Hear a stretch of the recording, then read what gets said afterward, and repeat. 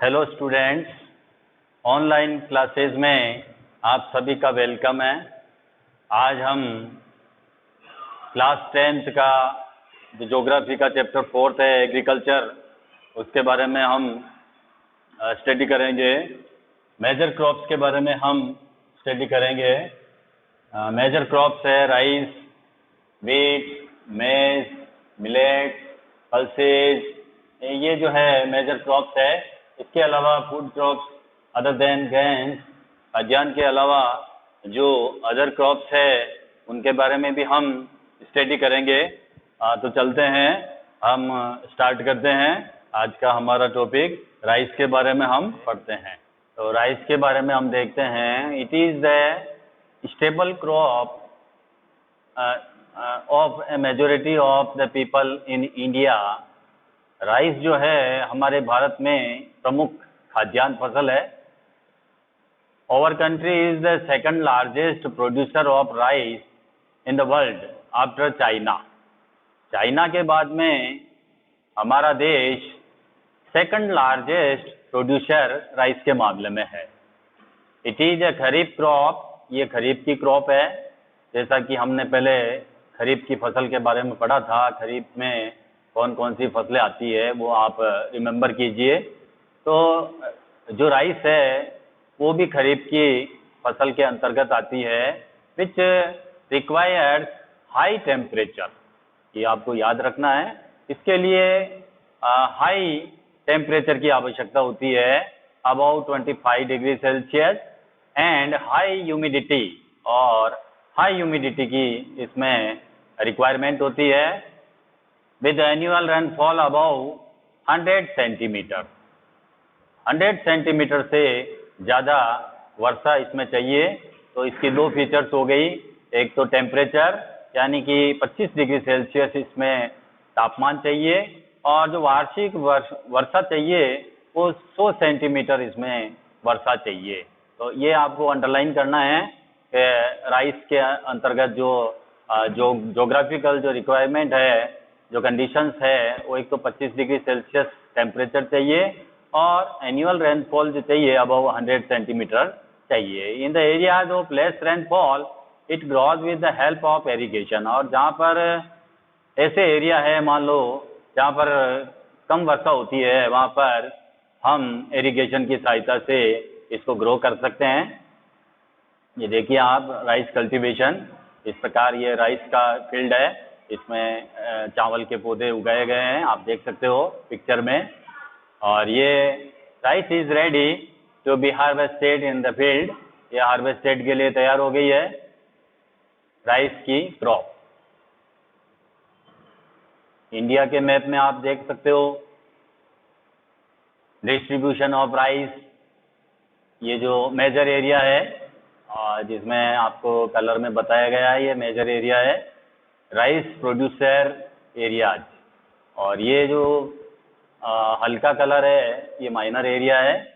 तो मैप की सहायता से भी आप स्टडी कर सकते हो। Rice is grown in the plains of north and north eastern India. Rice जो उगाई जाती है वो प्लेन्स में उगाई जाती है, मैदानों में उगाई जाती है। मैदान कौन से? प्लेन्स ऑफ नॉर्थ, एक तो नॉर्थ के प्लेन्स और एक नॉर्थ ईस्टर्न इंडिया के प्लेन्स जो है वहाँ पर ये ग्रोन की जाती है। Coastal area and the deltaic regions, जो डेल्टा क्षेत्र है, जो कोस्टल एरियाज है, तटवर्ती जो क्षेत्र है, वहाँ पर राइस ग्रोन की जाती है। Development of dense network of canal irrigation and tube wells have made it possible to grow rice in areas of less rainfall such as Punjab, Haryana, Western Uttar Pradesh and parts of Rajasthan। ये जो state है यहाँ पर कम rainfall होती है, जैसे Punjab, Haryana, western Uttar Pradesh, parts of Rajasthan, Rajasthan के कुछ पार्ट्स है। यहाँ पर हम डेवलपमेंट करके, यानी किसका डेवलपमेंट करके? Dense network of canal irrigation, canal irrigation का डेवलपमेंट करके या ट्यूबवेल वगैरह हम इसका डेवलप करके हम यहाँ पर भी जो है राइस को ग्रोन कर सकते हैं। तो राइस के बारे में आपको 3 फीचर्स आपकी नोटबुक में आपको तैयार करनी है। नेक्स्ट है wheat.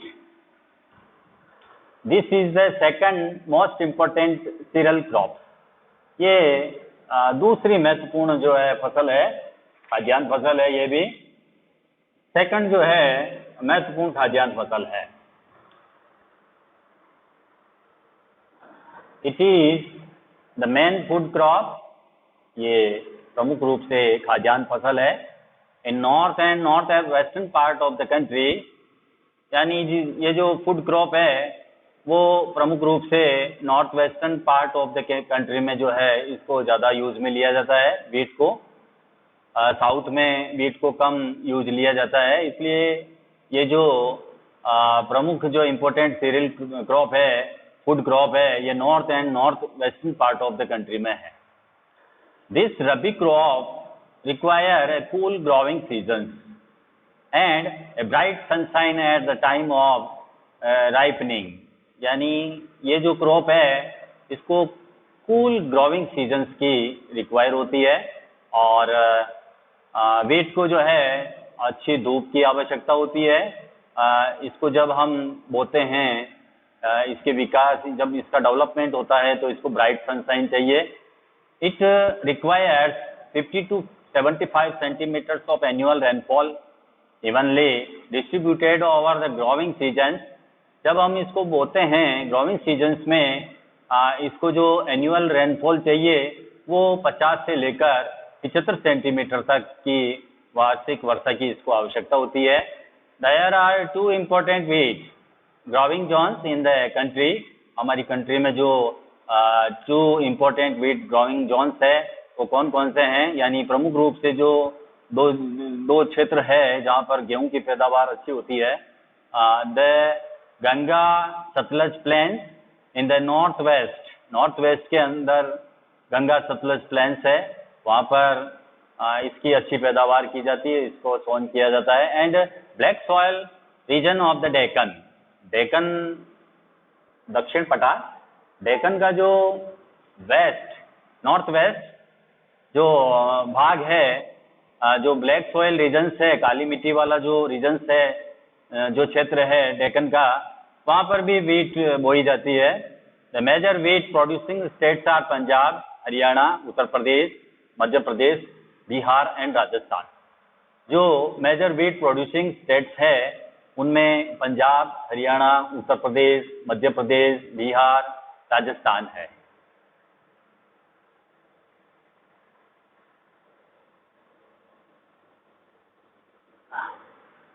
नेक्स्ट है मिलेट्स.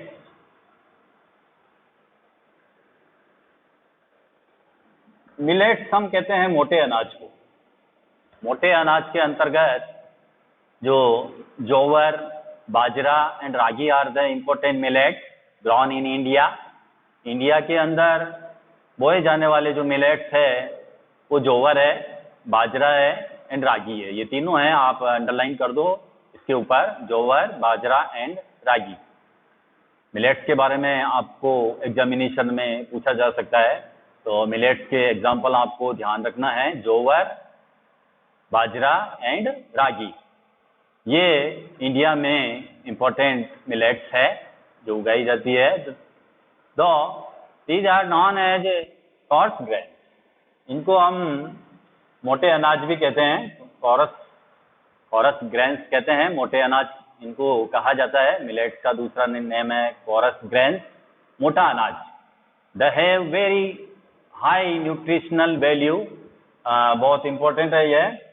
इसमें जो है मोटे अनाज में पोषक तत्वों की अच्छी भरपूर मात्रा होती है, न्यूट्रिशनल वैल्यू अच्छी होती है इनकी, मिलेट्स की. फॉर एग्जाम्पल, उदाहरण के लिए, ragi is very rich in iron, calcium, other micro nutrients and roughage. अगर हम उदाहरण के तौर पर देखें तो जो रागी है, ये भी मिलेट्स है, तो रागी में अच्छी मात्रा में आयरन पाया जाता है, कैल्शियम पाया जाता है और दूसरे जो सूक्ष्म तत्व है वो पाए जाते हैं, रफेज पाया जाता है. तो इस प्रकार जो है इसमें पोषक तत्वों की अच्छी मात्रा इसमें मिलती है. सेकंड है जोवर.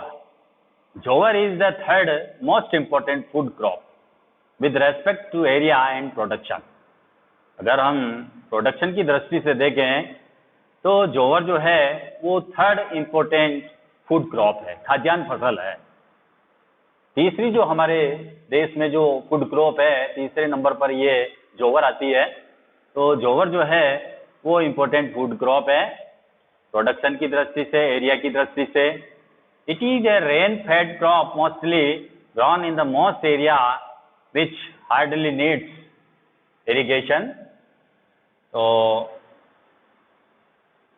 इसके लिए जो है ये जो क्रॉप है ये रेन के ऊपर आधारित होती है और अधिकतर जो है आर्द्र क्षेत्रों में ये उगाई जाती है और वहाँ पर उगाने के कारण जो है इसको इरिगेशन की आवश्यकता नहीं होती है।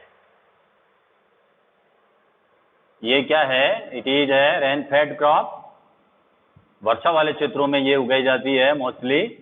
And it is rain fed crop mostly grown in the moist areas which hardly needs irrigation. Irrigation की ज़्यादा इसको जरूरत नहीं पड़ती है। Major jowar producing states are Maharashtra, Karnataka, Andhra Pradesh and Madhya Pradesh.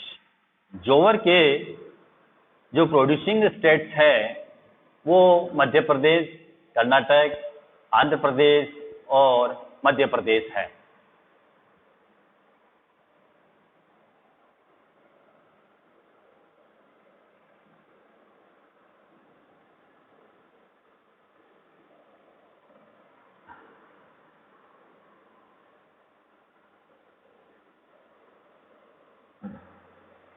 Next देखिए आप, bajra grows well on sandy soils.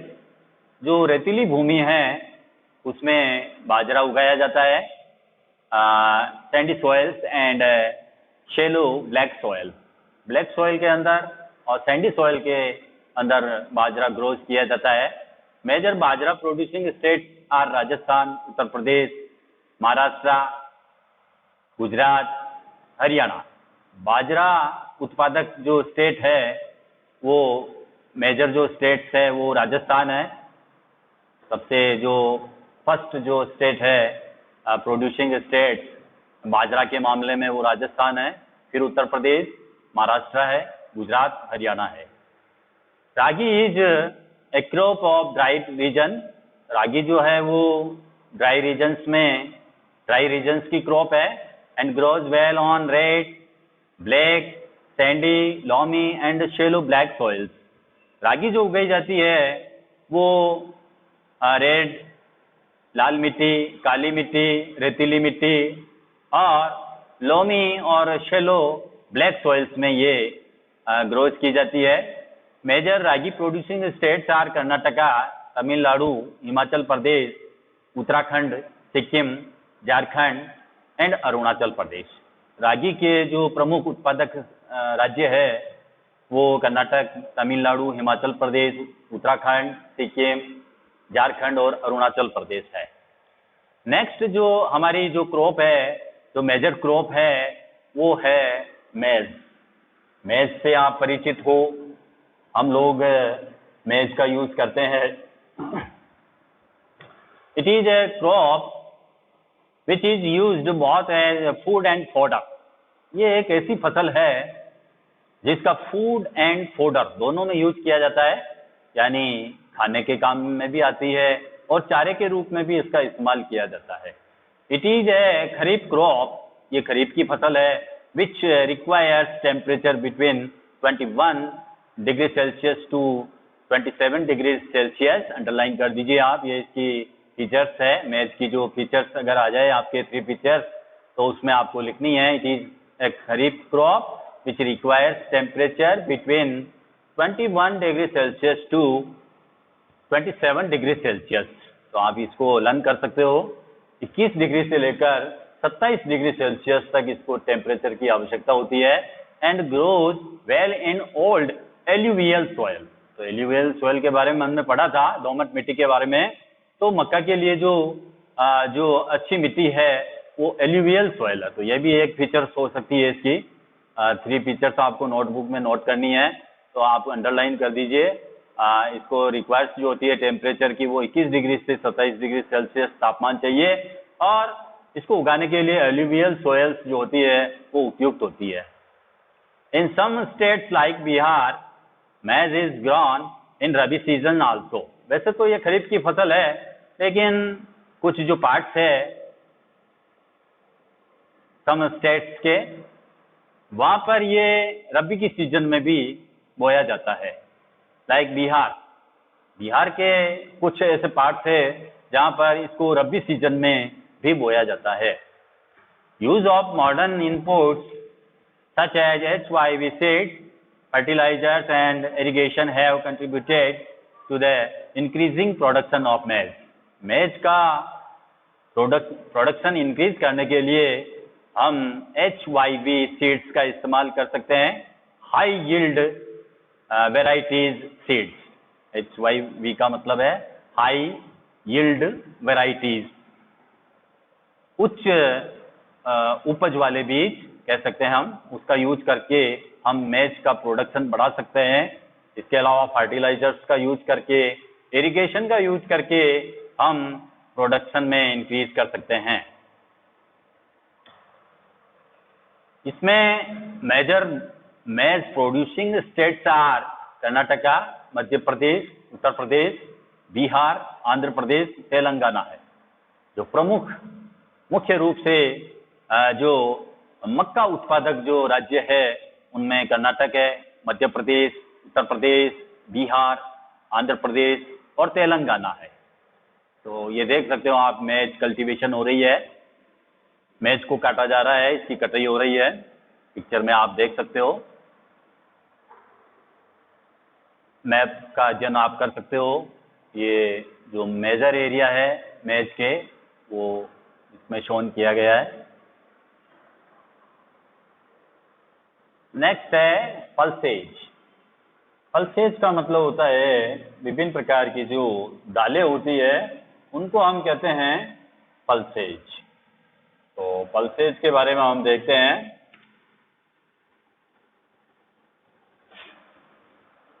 India is the largest producer as well as the consumer of pulse in the world. India जो है वो पल्स के मामले में लार्जेस्ट प्रोड्यूसर है, यानी सबसे बड़ा उत्पादक देश है। As well as the consumer के मामले में भी लार्जेस्ट है। तो इंडिया जो है प्रोड्यूसर्स के मामले में, कंज्यूमर के मामले में वर्ल्ड के अंदर लार्जेस्ट कंट्री है पल्स के मामले में, पल्सेज के मामले में, यानी दालों के मामले में। These are the major sources of protein in a vegetarian diet. अगर हम वेजिटेरियन डाइट की बात करें तो इसमें प्रोटीन्स की अच्छी मात्रा पाई जाती है। तो प्रोटीन्स को हम अगर प्राप्त करना चाहें तो हमें नियमित रूप से पल्सेज का हमारे फूड में इसका यूज करना चाहिए ताकि हमको हमारे शरीर को प्रोटीन मिल सके। Major pulses that are grown in India are tur, urad, moong, masoor, peas and ग्राम। तो मेजर जो पल्सेज है जो हमारे इंडिया में ग्रोन की जाती है वो है तूर। तूर का जो अदर नेम है वो अरहर है, उड़द है, इसके अलावा मूंग है, मसूर है, पीज है एंड ग्राम है। Can you distinguish which of these pulses are grown in the kharif season and which are grown in the rabi season? ये आपको कैलकुलेशन करनी है कि जो पल्सेज है इनमें से कौन कौन सी ऐसी पल्सेज है जो खरीफ के सीजन में बोई जाती है और ऐसी कौन सी दालें हैं जो रबी की सीजन में बोई जाती है। पल्सेज नीड लेस मॉइस्चर की कम आवश्यकता होती है and survive even in dry conditions. Dry conditions में भी ये जीवित रह पाती है। इसको ज़्यादा मॉइस्चर की आवश्यकता नहीं होती है, नमी की ज़्यादा इसको आवश्यकता नहीं होती है। इसके अलावा जो सूखा होता है, सूखी कंडीशंस होती है जहाँ वर्षा कम होती है, नमी की मात्रा कम होती है, वहाँ पर भी इसको हम आराम से जो है बो सकते हैं। Being leguminous crops, all these crops except other help in restoring soil fertility by fixing nitrogen from the air। इनमें से जो है बहुत सारी ऐसी फसलें हैं, पल्सेज है जो मिट्टी में नाइट्रोजन की मात्रा को बढ़ाने का काम करती है। नाइट्रोजन जो होता है वो फर्टिलिटी बढ़ाता है।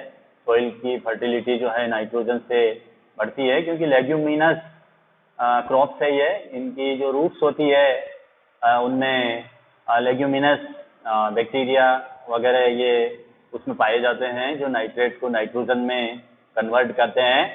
एयर से नाइट्रोजन लेते हैं, नाइट्रेट में इसको बदल देते हैं।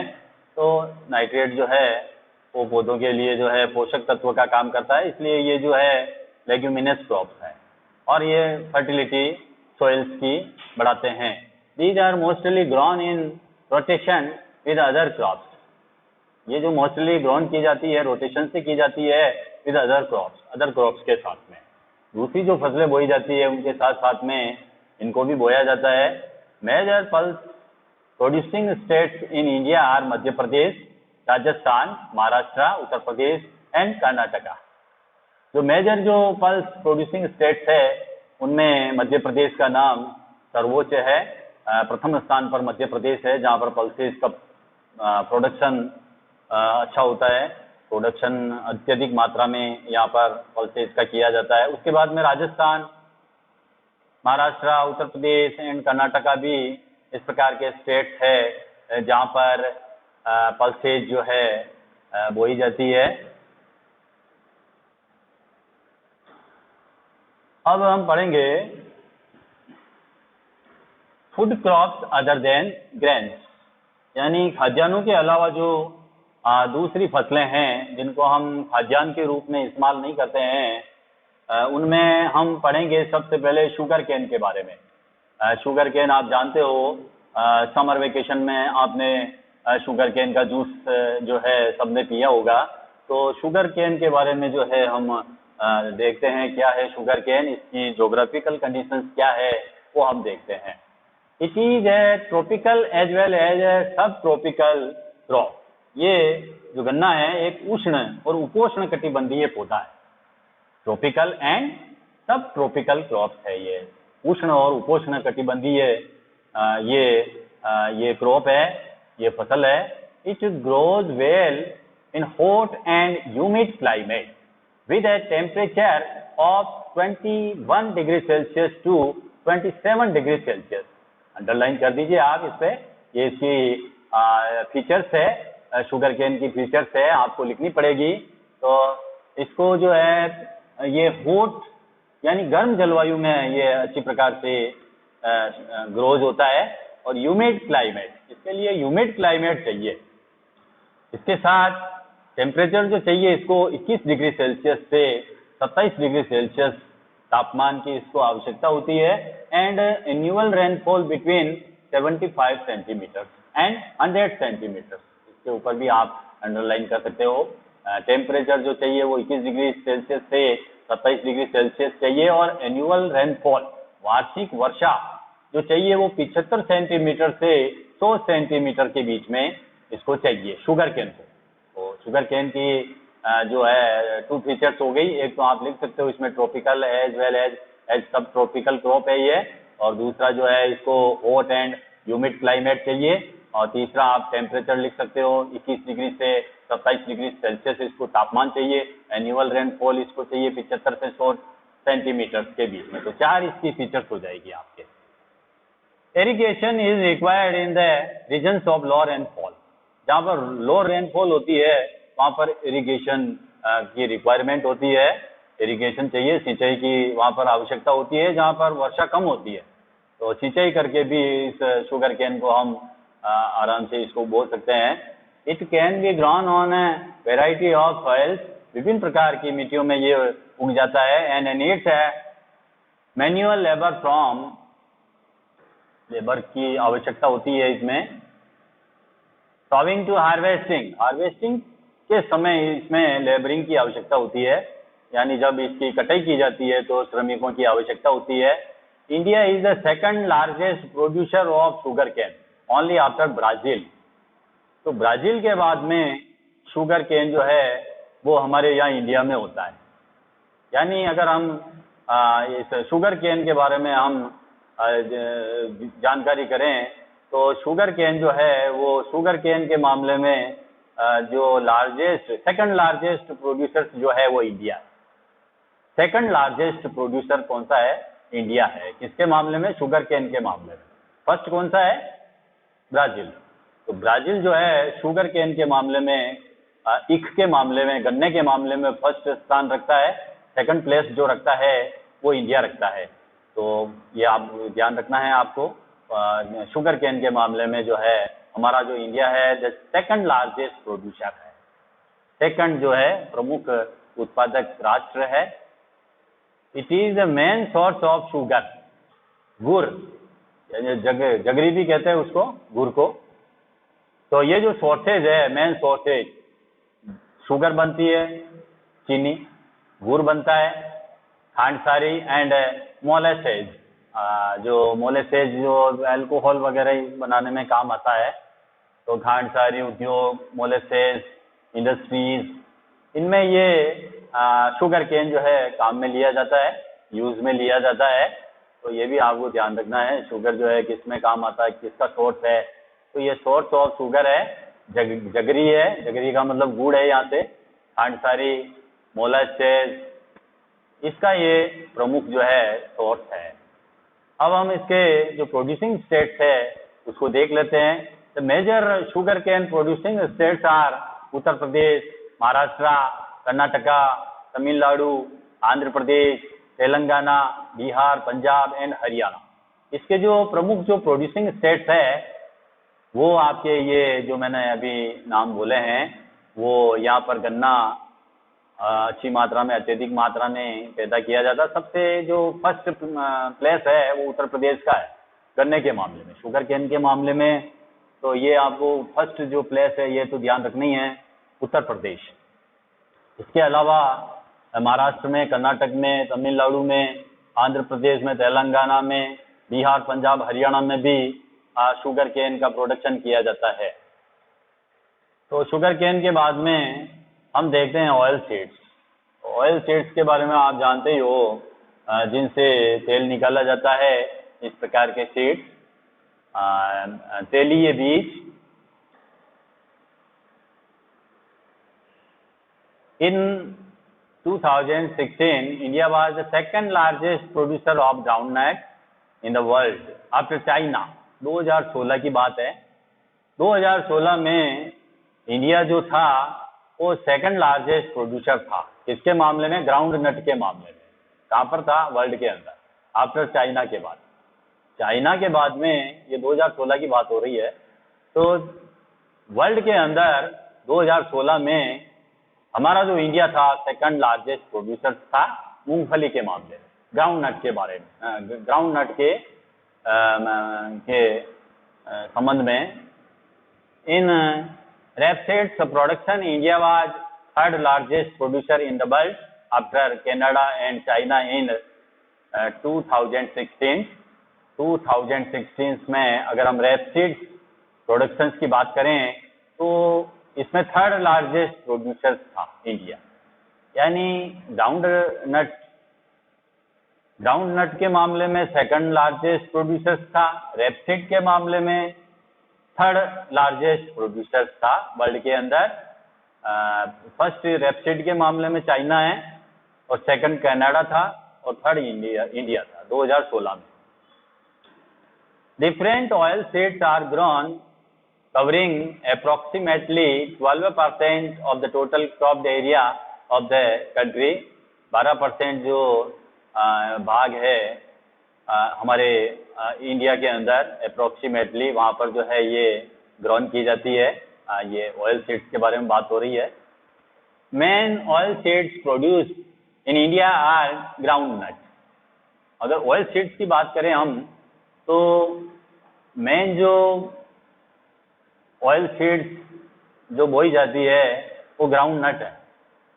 हमारे इंडिया में जो ऑयल सीड्स जो प्रोड्यूस की जाती है वो ग्राउंड नट है, और उसके बाद में मस्टर्ड, कोकोनट, सीसमम जिसको तिल बोलते हैं हम, तिल्ली, soybean, castor seeds, cotton seeds, linseed and sunflower.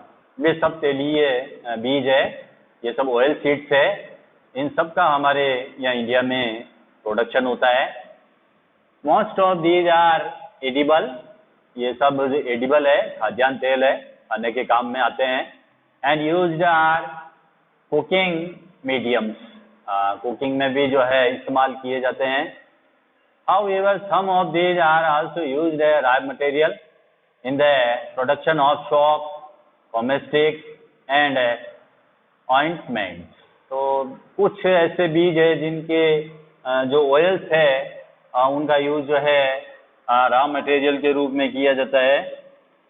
तो एडिबल भी है, और एडिबल के साथ साथ जो दूसरे रूप में जो इसका यूज किया जाता है वो एक तो साबुन में किया जाता है, सौंफ में, ये सौंफ, और कॉस्मेटिक्स आइटम जानते हो आप, प्रसाधन सामग्री, जो भी श्रृंगार सामग्री होती है, पाउडर वगैरह और या दूसरी लिपस्टिक वगैरह हो सकती है, बहुत सारे कॉस्मेटिक्स आइटम होते हैं, उनमें ऑयल सीड्स का यूज़ किया जाता है। इसके अलावा जो ये ऑइंटमेंट है, उपटन लगाते हैं शरीर में, तो ऑइंटमेंट्स में भी इसका यूज किया जाता है ऑयल सीड्स का। Groundnut is a kharif crop, जो ग्राउंड नट है वो खरीफ की फसल है। And accounts for about half of the major oil seeds produced in the country. तो मूंगफली जो है वो एक खरीफ क्रॉप है, और हमारे देश में आधा भाग जो है इसी फसल का प्राप्त होता है। जो ऑयल सीड्स का जो प्रोड्यूस होता है उसमें half of the major oil seeds in produced in the country, आधा भाग जो है इसी का होता है, ग्राउंड नट का। मूंगफली का तेल निकाला जाता है, तो ये आधा भाग है हमारे यहाँ पर जिसका प्रोडक्शन किया जाता है, यानी ऑयल सीड्स के मामले में इसका हाफ पार्ट है।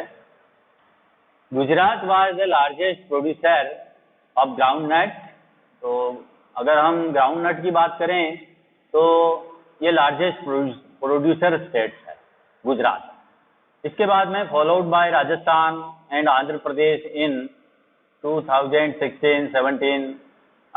2016-17 में जो लार्जेस्ट प्रोड्यूसर था ग्राउंड नट का वो गुजरात था, और उसके बाद में ये इसके स्थान आता है ये Rajasthan, Andhra Pradesh. Linseeds and mustard are rabi crop. दूसरी जो मस्टर्ड है, ये सरसों वगैरह है, ये रबी की क्रॉप में आती है। सीसमम इज ए खरीफ क्रॉप, ये खरीफ की क्रॉप है sesamum in the north, and rabi crop in south India. तो ये भी अलग अलग है, सीसमम खरीफ की क्रॉप है नॉर्थ में, और रबी क्रॉप है इन साउथ इंडिया में। साउथ इंडिया में सीसमम जो है वो ये रबी की है, और नॉर्थ में ये खरीफ की फसल है।